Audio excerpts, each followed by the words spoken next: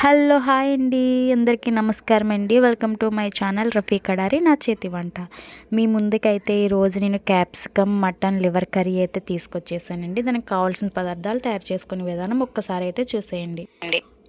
ఇవి పార్ట్స్ అండి. ఇది మేము కిల్లి అని పిలుస్తాము, మీరు ఏమని పిలుస్తారో కామెంట్ అయితే చేయండి. శుభ్రంగా కడిగి పెట్టుకున్న లివర్, అల్లం వెల్లిపాయ పేస్ట్ నేను ఇంట్లో తయారు చేసుకున్నానండి. గరం మసాలా, క్యాప్సికమ్, టమాటా, ఒక టమాటా, 2 ఉల్లిపాయలు, పచ్చిమిరపకాయలు. ఎక్కువ వేసుకుంటే తీపి అనేది వస్తుందండి, ఎందుకంటే లివర్ అనేది కొంచెమే ఉంటుంది కదా, దాన్ని బట్టి చూసుకుని మనకి ఆనియన్, టమాటా అనేది వేసుకోండి. నేనైతే ఒక క్యాప్సికమ్ అయితే వేసుకున్నాను, ఒకటైతే సరిపోతుందండి.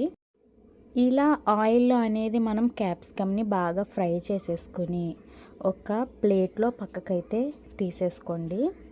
చాలా వరకు క్యాప్సికమ్ ఎవరో తినరండి. ఇలా మనం నాన్ వెజ్ చేసుకున్నప్పుడు ఇలా క్యాప్సికమ్ అంటూ, బీరకాయ అంటూ మనం ఇలా మటన్లో వేసుకుంటే చాలా బాగుంటుందండి. ఒక్కసారి అయితే మీరు కూడా ట్రై చేయండి. ఇదే సేమ్ ఆయిల్లో ఉల్లిపాయ, టమాటాలు, పచ్చిమిరపకాయలు అయితే ఉప్పు వేసుకుని వేయించుకోండి.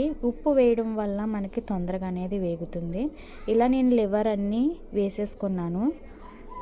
బాగా అయితే ఈ ఆయిల్ అనేది వేగాలండి. దీంట్లో నుంచి వాటర్ అనేది వస్తుంది, ఆ వాటర్ అంతా ఇంకిపోవాలండి.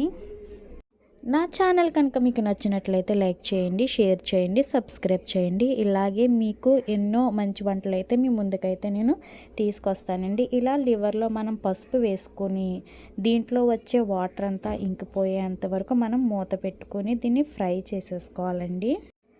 లివర్ అనుభూతికి చాలా వరకు అయితే ఫ్రైయే చేసుకుంటారు. ఇలా గ్రేవీలో కూడా చేసుకుని క్యాప్సికమ్ వేసుకుంటే చాలా అంటే చాలా బాగుంటుందండి.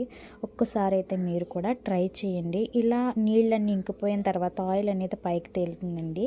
ఇలా ఆయిల్ పైకి తేలినప్పుడు మనం ఇందులో అల్లం వెల్లుల్లిపాయ పేస్ట్, గరం మసాలా పౌడర్ వేసుకుని పచ్చివాసన పోయేంత వరకు మనం వేయించుకోవాలండి.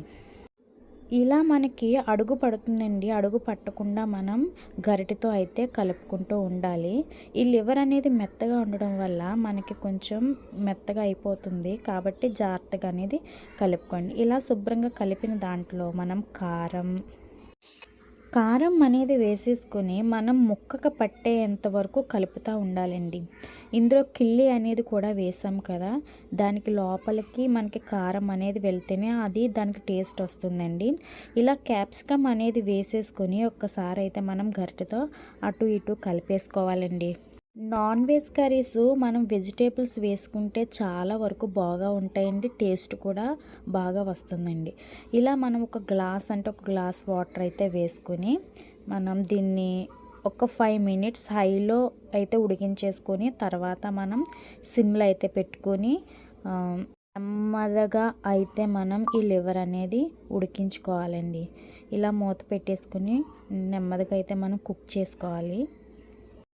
మధ్య మధ్యలో మనం మూత అనేది తీసుకుని అటు ఇటు బాగా కలపకూడదు, అటు ఇటు అనేది కలుపుకొని మనం మూత అనేది పెట్టుకొని ఈ స్టేజ్లో వచ్చిన తర్వాత మనం సిమ్లో అనేది పెట్టుకొని నెమ్మదిగా అనేది ఉడికించుకోవాలండి.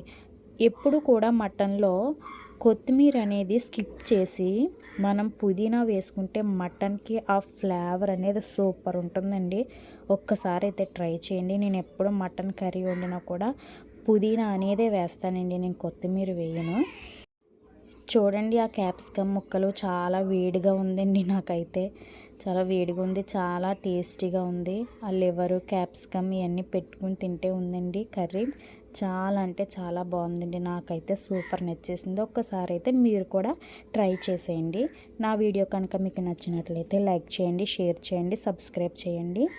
చూడండి, చాలా బాగుంది, నాకైతే చాలా బాగా నచ్చేసింది మటన్ క్యాప్సికమ్ కర్రీ.